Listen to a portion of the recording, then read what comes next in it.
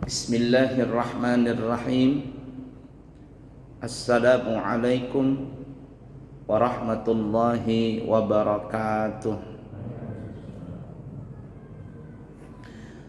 Alhamdulillahi rabbil alamin. Allahumma fasalli wa sallim ala sayyidina wa nabiyyina wa maulana Muhammadin wa ala alihi wa sahbihi ajma'in, amma ba'du. Mari kita melanjutkan pelajaran kita di dalam masalah fiqhus shalah,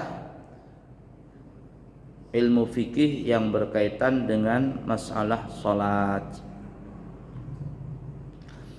Pada pertemuan yang lalu kita telah membahas bahwa hukum asal mengerjakan salat fardu itu di awal waktu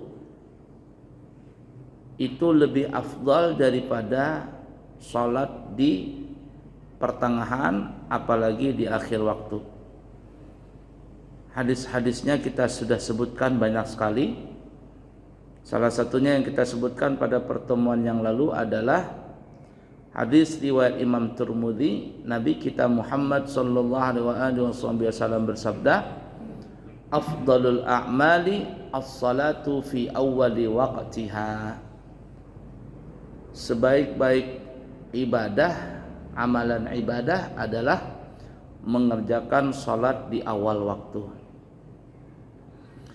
Tetapi ada beberapa masalah yang ternyata menakhirkan waktu salat itu lebih afdal daripada mengerjakan salat di awal waktu. Kemarin kita katakan itu ada 9 masalah. Kita baru sebutkan 7 kemarin. Nah, tidak apa-apalah kita ulangi sedikit ya, mengingat masalah kemarin.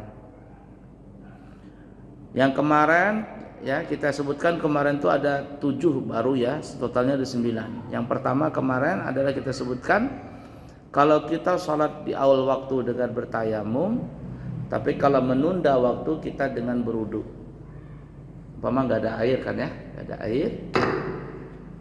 Kalau kita sholat di awal waktu kita bertayamum, tapi kalau kita menunda sedikit waktu kita akan mendapatkan air, umpama PDAM nyala dan sebagainya, maka menunda waktu sholat dengan cara berwudu itu lebih afdal daripada bertayamum.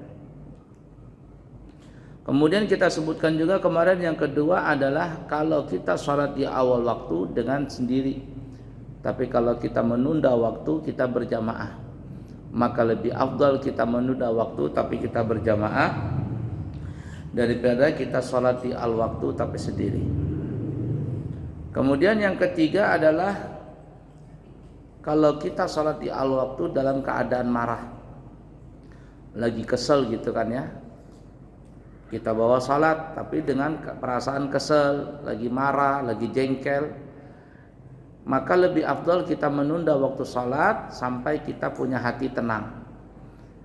Jadi hati kita sudah reda, enggak lagi kesel, enggak lagi marah, sudah bisa tenang, baru kita salat. Ya, sudah kita sebutkan kemarin. Yang keempat, kalau kita salat di al waktu belum balik, tapi kalau kita menunda waktu kita sudah balik. Itu yang kita contohkan pada pertemuan yang lalu. Seperti anak lahir itu tanggal 1 bulan 1 jam 1 siang tahun 2000. Kalau dia balik dengan umur, nanti umurnya tanggal berapa? Tanggal 1 bulan 1 2015 jam 1 siang.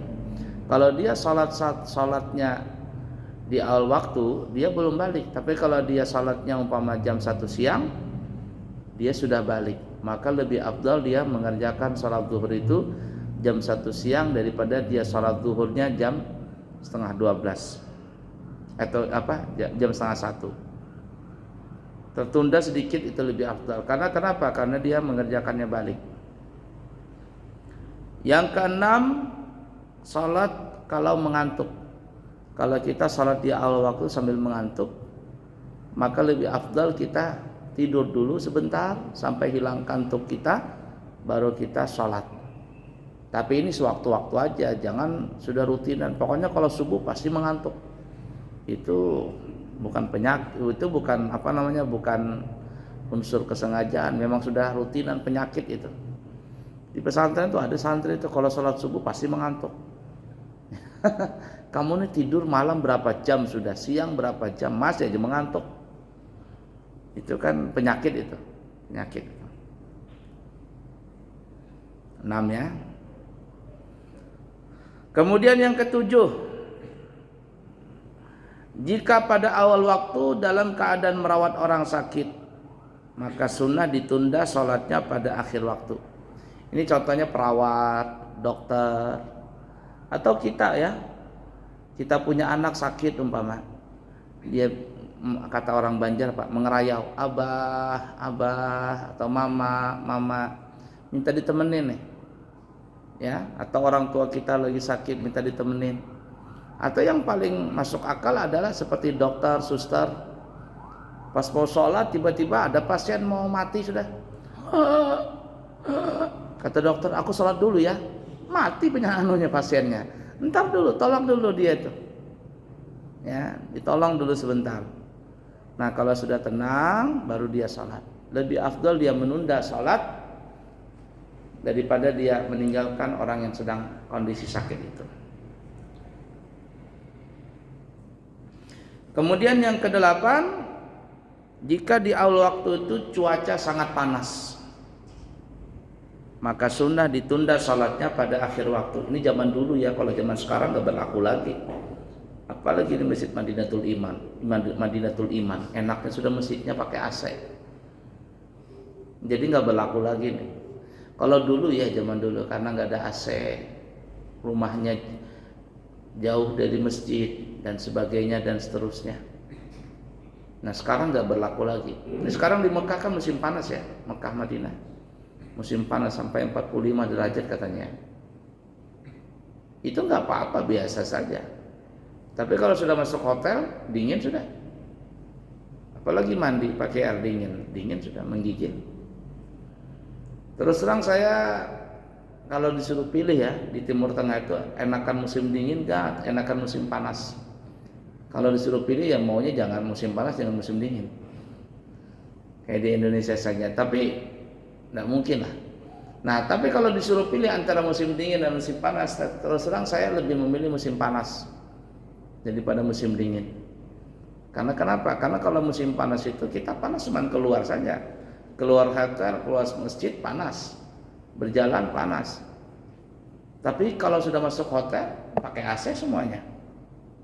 Tapi kalau musim dingin, la ilaha illallah, di dalam dingin, di luar dingin, di masjid dingin, di hotel dingin, semuanya serba dingin.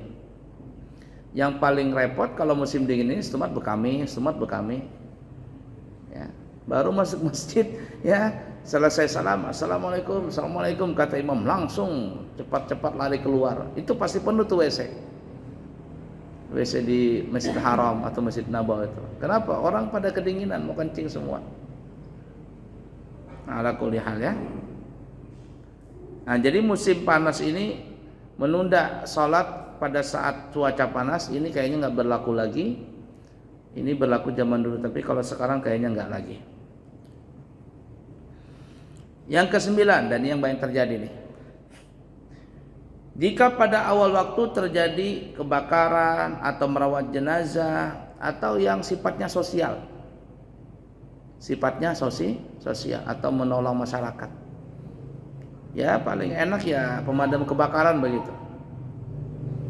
Dan sering terjadi ya, naudzubillah min dzalik, nasallallahu alaihi wal afiyah, terjadi kebakaran itu kan biasanya malam hari atau mau dekat subuh, itu biasa terjadi kebakaran.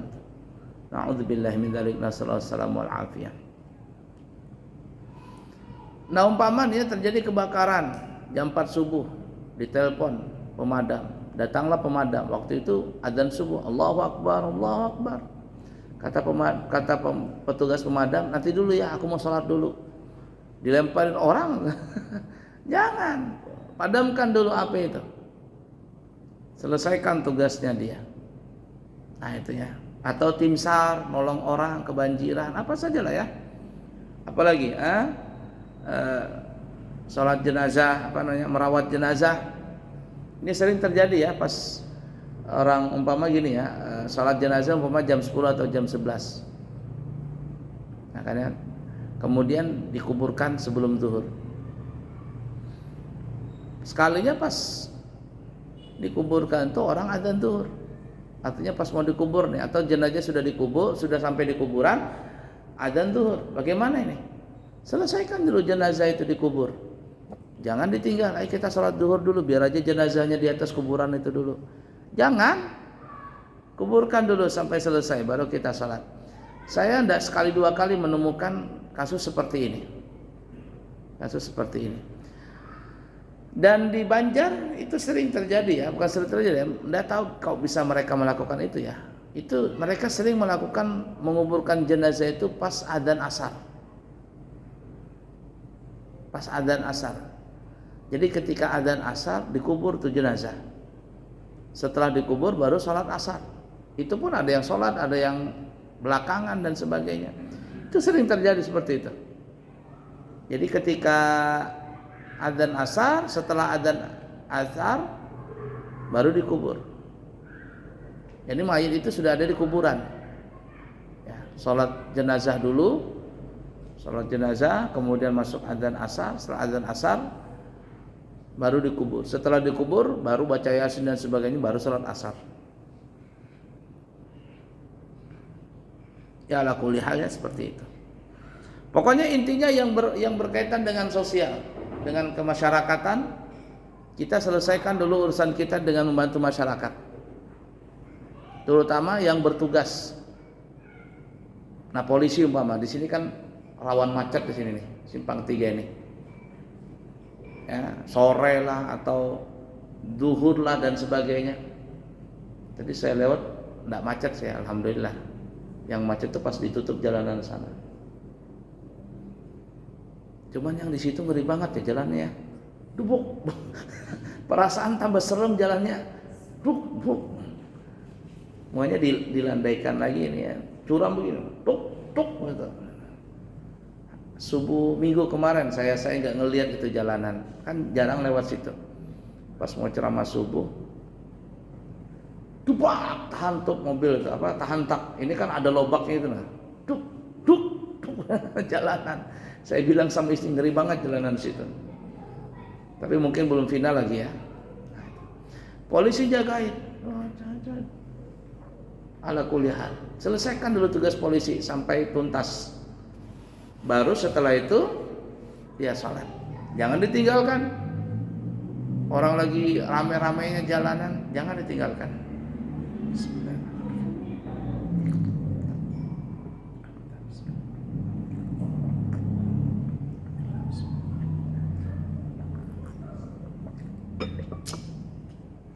Mudah dipaham kira-kira ya?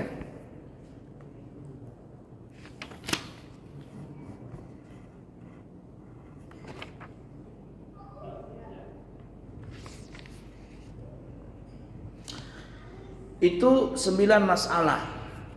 Tapi kata ulama intinya, jika keadaan sholat di akhir waktu itu lebih sempurna daripada keadaan sholat di awal waktu, maka kata ulama sunnah untuk menunda sholatnya pada akhir waktu. Ini kalau kita di akhir waktu ini kayaknya kita lebih afdal, lebih sempurna daripada sholat di awal waktu, maka lebih baik menunda. Ya, dan itu contoh 9 tadi contoh pada dasarnya saja, tinggal dikiaskan saja. Tapi jangan mentang-mentang seperti ini lalu mengkias sendiri, lagi kampanye kita tuntaskan dulu kampanye baru kita sholat. Nggak ada urusan kampanye itu, nggak ada urusan apa-apa itu ya. Kira-kira kampanye itu sunnahkah, wajibkah, makruhkah, nggak tahu hukumnya apa itu. Coba nanti tahun depan tuh orang banyak kampanye tuh. Atau apa, pawai umpama, pawai atau apalah, manggung apa, itu nggak ada kaitan dengan kemaslahatan itu. Ya, kawinan umpama, kawinan jangan juga. Ya, kawinan begitu, hampir yang lucunya gini ya, mohon doa restu, tapi pengantinnya nggak sholat, minta direstui tapi nggak sholat. Bagaimana kita mau kabul doa kalau pengantinnya nggak sholat? pengantinnya nggak sholat, kemudian apalagi dayang-dayangnya nggak sholat, penjaga tamunya nggak sholat, kacau semuanya. Penyanyinya dangdut. Ada kemarin saya undangan, diundang begitu pengantinan. Sekalinya pas saya masuk di situ banyak guru-guru juga, entah gimana, mungkin tuan rumahnya mungkin salah pilih apa namanya ini, elektron, organ tunggal, salah milih organ tunggal. Apa yang datang? Bencong yang nyanyi. Bencong itu kan tenaganya 2 kali lipat. Hebohnya dia nyanyi itu, saya itu ketawa. Ini kan bukan perempuan, saya kan itu kan laki-laki, jadi saya lihat tuh ketawa, saya terus sama istri saya lihat di depan istri ketawa terus saya. Ya Allah, anak kecil-kecil nonton di depan dia. Bencong nyanyi, bergoyang panggung, loncat sana, loncat sini. Sekalinya sampai malam katanya itu, malam lebih heboh lagi. Nah itu.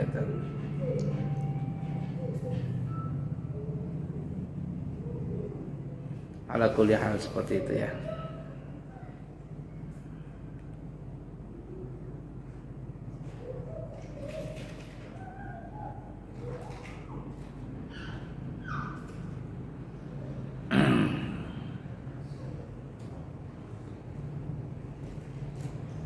Baik.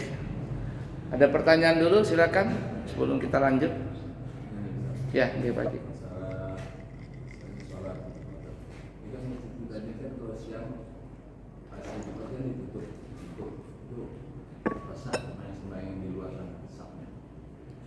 Kenapa sholat di luar? Enggak, bukan penuh. Oh penuh Jumat, nggak apa-apa. Nggak apa-apa. Asal jangan dikunci. Asal jangan dikunci mati. Kalau ditutup saja nggak apa-apa. Tapi kalau bisa dibuka dikit lah, ya dibuka dikit. Kalau dikunci mati itu nggak bisa. Tapi kalau dibuka dikit, kalau nggak dikunci nggak apa-apa. Udah dingin ya kalau nggak ditutup. Ini juga sebelum keluar ya. Terkeluar ya. Terus kedua, ini saya alami sembahyang di itu antara yang ini pokoknya pasar ini nggak diisi. Salafi itu biasanya. Itu salafi. Jadi di kosong. Ya, dia bikin situ, bikin sholat. Jadi itu hampir rata-rata orang salafi di situ. Kenapa katanya nggak boleh tiang itu, katanya tiang itu ada larangannya. Putus katanya. Memang ada hadisnya, cuman hadis itu kata ulama dulu Nabi melarang itu karena tiang itu tempat jin. Jadi dilarang Nabi sholat di tiang karena tempat jin. Saya kalau berhadapan dengan orang seperti itu repot. Arti repot itu biar kita kasih apa repot ya. Cuman saya bilang, kamu pernahkah berangkat umrah atau berangkat haji? Kamu pernahkah berangkat haji, berangkat umrah? Kamu lihat tuh Masjid Nabawi itu per 6 meter kah atau berapa meter tiang, maka tiangnya 2 kali lipat, ini besar ya. Tidak ada yang sana bilang bid'ah syirik. Dulu pertama saya datang dari Hadramaut tahun berapa ya, tahun 2005 mungkin kalau nggak salah. Itu kan masih gencar-gencarnya salafi juga. Lalu ada yang WA aja zaman dulu belum ada, SMS. Apa dia bilang? Dia nggak murah, udah berani hadap-hadapan. Dia bilang katanya seorang yang sholat di Masjid At-Taqwa itu semuanya sholatnya tidak sah. Itu bid'ah semua. Kata saya, kenapa kok dikatakan tidak sah? Karena depannya kuburan katanya. Kan ada kuburan Habib situ kan ya, yang bikin Masjid At-Taqwa. Saya tidak perlu mengeluarkan dalil apa. Kata saya, kamu pernah pergi umroh kah? Atau pergi haji? Kamu lihat di Masjid Nabawi itu bukan lagi kuburan di depan masjid, di dalam masjid itu kuburan. Tahu kuburan siapa itu? Itu kuburannya Nabi Muhammad SAW. Bukan hanya Nabi Muhammad, ada Sayyidina Abu Bakar, ada Sayyidina Umar di situ. Tidak ada satupun orang yang memprotes itu. Lah kamu ini kok protes-protes? Ya intinya kan dia tidak mau berziarah dengan kubur. Lah kita kan nggak hadap kubur. Cuman ya begitulah. Orang terkadang kalau orang seperti itu kita tidak bisa pakai dalil. Nggak mau dia walaupun kita ngasihkan dalil itu tidak bisa. Dalilnya cuma satu, logika aja kita main. Pintar-pintar berlogika.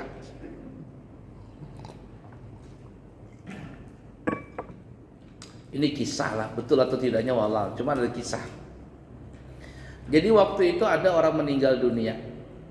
Seorang ustadz orang kita nih ya, datang melayat begitu. Jadi namanya dia orang paham ya, paham orang tua. Kalau orang zaman sekarang namanya NU ya. Sebenarnya NU itu bukan anu ya, bukan paham ya, itu organisasi ya. Jangan salah paham ya. Saya kalau ditanya, Pak Ustadz NU kah? Saya ini bukan anggota NU. Ya, saya bukan orang NU. Kalau anggota NU kan ikut ya kan ya. Cuman saya pahamnya paham Ahlussunnah wal Jamaah. Itu banyak tuh mas pesantren ini, pesantren apa Ustaz, NU ke Muhammadiyah. Kata saya madzhabnya Syafi'i gitu saya. Ya, ini kita baca maulid, kita tahlilan. Sempat dulu diisukan pesantren saya tuh pesantren yang nggak ada mau tahlilan, nggak mau maulidan, nggak apa. Kata saya ya opo nih manusia ini. Cuman ya begitulah. Nah jadi ada meninggal dunia di kampung itu seorang ustadz paham kita ini datang mendoakan Allahumma fillahu warhamuhu wa'afi wa'fanu dan seterusnya. Tiba-tiba majulah Ustadz Salafi. Ustadz, kata Ustadz yang dari Salafi ini, nggak perlu didoakan Ustadz. Emang kenapa? Doa kita nggak nyampe. Doa kita tidak sampai, nggak usah katanya. Oh ya sudah. Ustadz yang dari paham kita ini nggak bilang ya sudah nggak apa-apa katanya. Karena doanya kan nggak nyampe juga katanya. Beberapa hari kemudian bapaknya orang Salafi ini meninggal dunia. Bapaknya meninggal. Namanya tetangga dan sebagainya kan datanglah Ustadz yang orang kita ini datang. Dikubur, kan mereka nggak tahlilan, nggak apaan semuanya. Setelah dikubur si Ustadz orang kita ini datang berdoa, ya Allah berikanlah adab kepada orang yang dalam kubur ini. Berikanlah ular, kalajengking, siksalah orang dalam kubur ini. Salafi tadi tersinggung. Ustaz, kenapa bapak saya didoain jelek-jelek?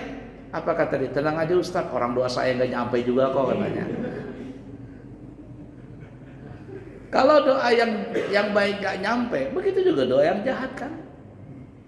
Nah ketika seperti itu berpikir dia, oh iya ya. Di Banjar pernah orang ngundang, ada acara gitu ya. Tuan rumah ini ngundang ustadz, undang guru, tapi dia salah ngundang. Ya baca Yasin dan semuanya. Setelah itu ceramahlah ustadz ini. Pokoknya dari awal sampai akhir 2 kalimat yang sering disebutnya, bid'ah syirik, bid'ah syirik. Wah, kata jamaah ini tuan rumah salah ngundang ustadz ini. Salah ngundang ustadz. Nah setelah selesai acara, makanan. Di Banjar itu kan biasanya biar orang kaya tetap aja makan besurung. Tahu makan besurung enggak? Tidak ada makan prasmanan, jarang. Ya, makan besurung saja. Nah kebetulan waktu itu makanan sejuta umat, soto Banjar. Nah, semua orang dikasih pakai mangkok atau pakai sendok. Ustadznya cuma pakai mangkok atau pakai piring, nggak ada sendoknya. Kata ustadznya, mana sendoknya katanya. Sendok itu anu bid'ah Ustadz. Nabi itu kalau makan pakai 3 jari. Makan pakai tiga jari. Makan tuh sekalian pakai 3 jari itu. Ada tuh. Ya begitulah ya. Ada orang larang, enggak boleh tahlilan. Tahlil itu boleh, tapi kalau tahlilan enggak boleh, bid'ah itu, masuk neraka itu.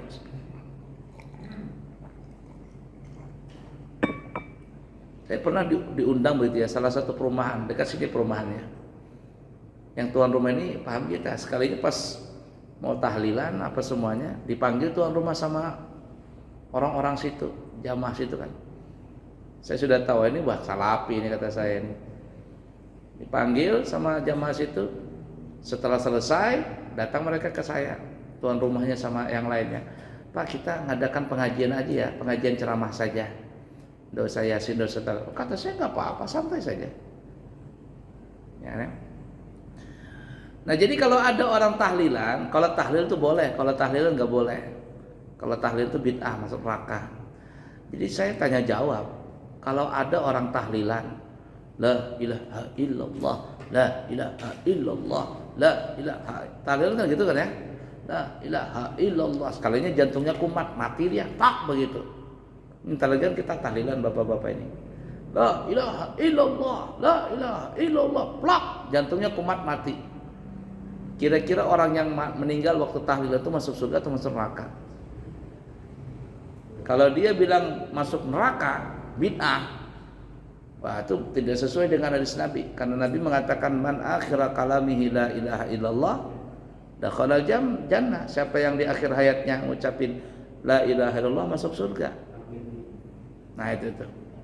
Jadi akhirnya mereka tuh sebuah simalakama. Jadi menghadapi orang-orang seperti itu terkadang tidak pakai dalil, cuman pakai logika aja selesai dah.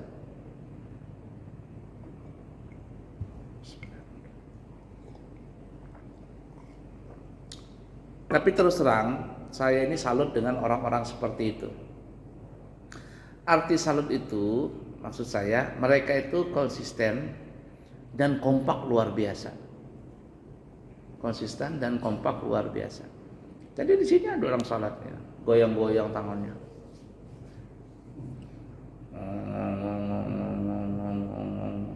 Atau sini tangannya gini. Tapi ya enggak apa-apa. Nggak baca wirid, nggak baca apa, pulang sudah biasa aja. Tapi jangan sampai menyalahkan apa yang sudah dilakukan di tempat kita ini. Kalau dia melakukan caranya dia boleh. Terkadang mereka itu nyumbang lemari begitu, nyumbang buku. Ada dulu satu langgar, dulu tuh saya dia sebagai penasihat tadi tempat situ. Saya liatin, ini kata saya ini buku-bukunya ini aneh ini. Ada tentang buku bid'ah, tentang apa namanya, tentang tauhid. Tak liatin tauhidnya ini tauhid orang-orang salafi. Akhirnya saya bilang sama pengurus itu, angkut saja buku-buku itu, angkut saja, singkirkan, simpan, atau kembalikan siapa yang nyumbang. Kenapa? Karena mereka sedikit demi sedikit ingin memasukkan faham mereka ke tempat kita ini. Ya ala kulli seperti itulah pemahamannya. Pakai tasbih, nggak boleh itu pian katanya tasbih. Saya bilang kalau kamu sampean melarang tasbih itu di Mekah di Madinah banyaknya orang berjual tasbih itu. Gudangnya kan di Mekah Madinah itu. Banyaknya orang jual tasbih itu. Tapi memang beda ya, salafi di Balikpapan khususnya itu beda dengan yang ada di Mekah sana, Madinah. Mekah Madinah tuh yang melarang mereka tuh yang paling-paling ziarah, itu kan ya.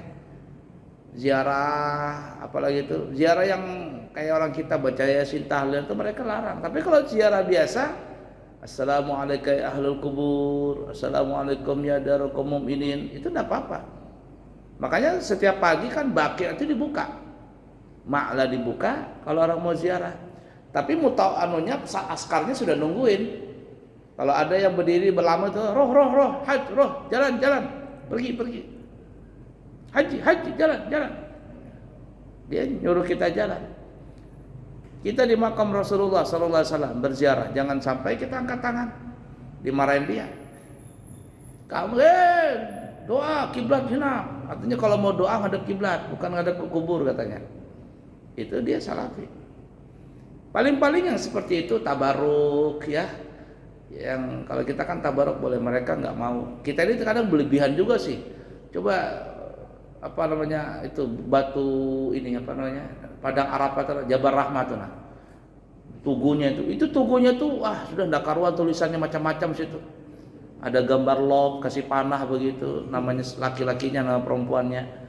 Ya, macam-macam itu. Makanya tiap tahun tuh dibersihkan, dicat lagi. Sebelum Arafah, sudah masuk bulan Ramadan tuh ditutup biasanya, dicat sudah. Nggak boleh dimasukin. Nanti setelah hari raya Idul Adha, setelah musim haji, iya lagi kotor lagi, ditulis-tulisin macam-macam.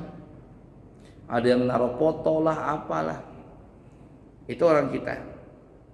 Nah, tapi di sana itu kalau kita pakai Sayyidina nggak ada yang larang. adzan 2 kali, pakai Sayyidina, tarawih dan sebagainya. Ya, bagus-bagus saja. Nah, kalau di sini wah ya sudah. Pokoknya serba disalahin terus. Ada Kiai Idrus Ramli, pernah dengar Kiai Idrus Ramli? Singa Aswaja katanya. Beliau cerita katanya, sebenarnya sesama salafi itu mereka berkelahi juga. Sesama salafi ini kan salafi itu macam-macam. Di Balikpapan ini salafi ini berapa macam? Ustadz si fulan salafi ini, Ustadz si fulan salafi ini. Bermacam-macam salafi itu. Bahkan ada pernah sesama salafi ini saling berkelahi. Katanya kamu tuh nggak boleh pakai gamis katanya. Itu gaya perempuan. Tasyabuh binisa menyerupai perempuan. Yang satu ketika dia diejek dengan pakai gamis gaya perempuan, malah ngejek lagi lah. Kamu lebih parah lagi pakai celana. Celana itu kan bolehnya orang kafir katanya. Jadi ribut, sesama salafi ribut. Yang satu ngatain menyerupai perempuan, yang satu ngatain celana kayak orang kafir. Udah ketemu. Jadi kata Ustadz Kiai Idrus Ramli, itu sesama salafi sering bertengkar juga. Cuman mereka bertengkar itu beda pendapat. Lah kita katanya, orang kita ini bertengkar juga. Tapi bukan beda pendapat. Bertengkar bukan beda pendapat, tapi beda pendapatan.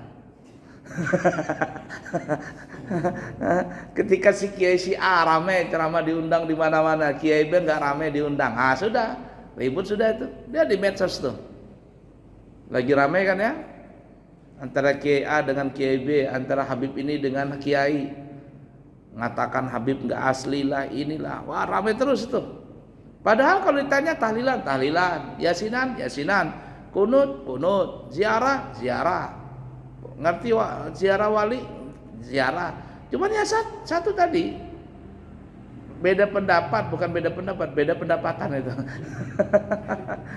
Ketika beda pendapatan di situ saling ribut nanti. Dan itu sering terjadi.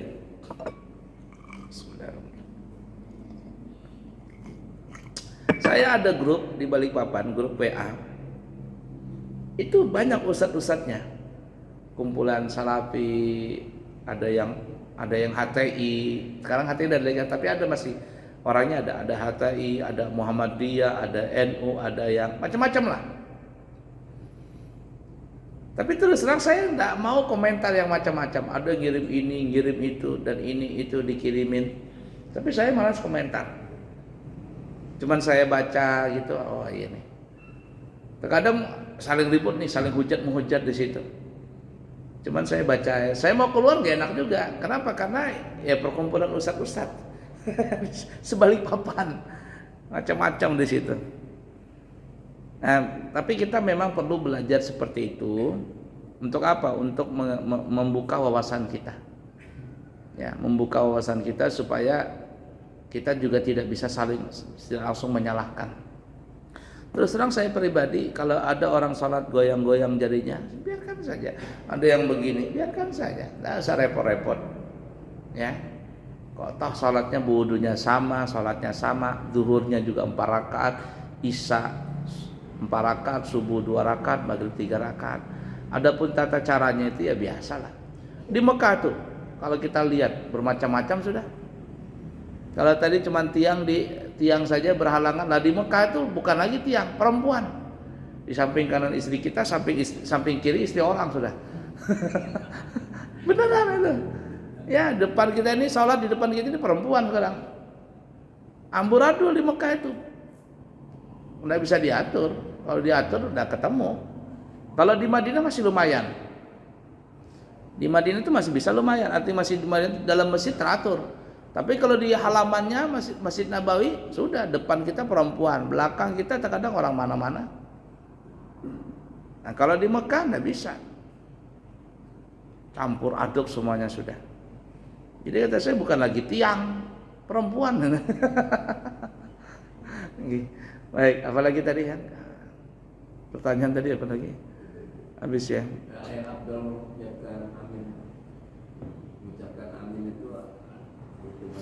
Fatihah 1 nafas. ghairil maghdubi alaihim waladdallin.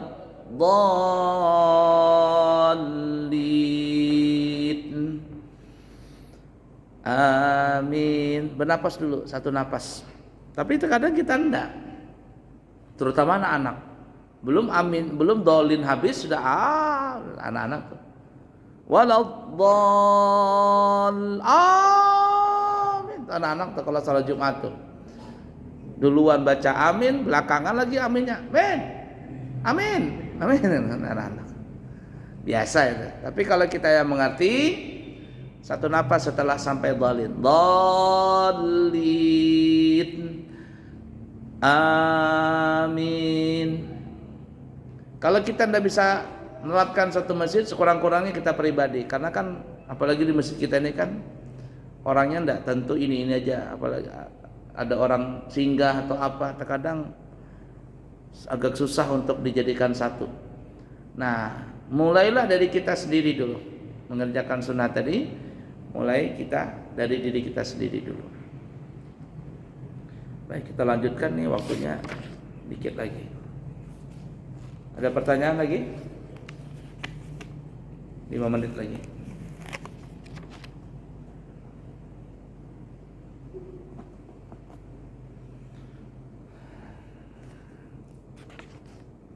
Ada pertanyaan? Dadah.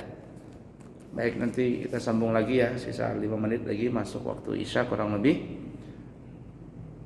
Nanti kita akan masuk syarat-syarat sahnya salat. Kalau kita mau salat memenuhi syarat, kalau syaratnya enggak sempurna maka salat kita enggak sah. Dan syarat ini harus mesti ada dari sebelum takbiratul ihram sampai setelah salam. Kalau syarat ini tidak sempurna atau ada tapi di pertengahan salat dia putus syaratnya, maka salat kita batal. Nah, salah satu syaratnya nanti bersih dari hadas kecil dan hadas besar. Jadi kalau kita salat, sebelum kita salat kita sudah berwudu, sudah selesai mandi junub semuanya. Kalau seandainya itu batal wudu kita, walaupun di pertengahan salat atau sudah mau salam batal, maka salat kita batal, wudu kita batal. Maka syarat ini nanti harus sempurna, mesti sempurna dari sebelum takbiratul ihram sampai selesai salam. Apa saja syarat-syaratnya? Insya Allah nanti kita akan bahas di kesempatan yang akan datang. Pesantren kami membuka pendaftaran baru santri putra dan putri, dibuka dari umur 7 tahun. Tingkatan ula, usta ulia atau SD, SMP, SMA. Pelajaran umum ada, pelajaran kitab ada, tahfidzul Quran ada, silat ada, dan lain sebagainya juga ada. Kemudian kami juga membuka layanan umrah. Insya Allah nanti insya Allah tanggal bulan Agustus kami sudah mulai berangkat. Kita mulai dari Agustus, September dan seterusnya. Setiap bulan ada keberangkatan. Siapa tahu ada yang kepingin berangkat umrah dengan kami buka harga 29 juta 9 hari dan harga 32 juta 12 hari, semuanya keberangkatan dari Balikpapan. Sudah include itu. 29 juta 9 hari, 32 juta 12 hari. Dan kita juga membuka badal umrah. Siapa tahu ada yang kepingin membadalkan keluarganya badal umrah, maka kami buka dengan harga 3 juta rupiah. Insya Allah dimulai nanti keberangkatan setelah haji, yakni di bulan Agustus insya Allah. Subhanakallahumma wa bihamdika asyhadu an la ilaha illa anta astaghfiruka wa atubu ilaik. Wa akhiru kalam, wassalamualaikum warahmatullahi wabarakatuh.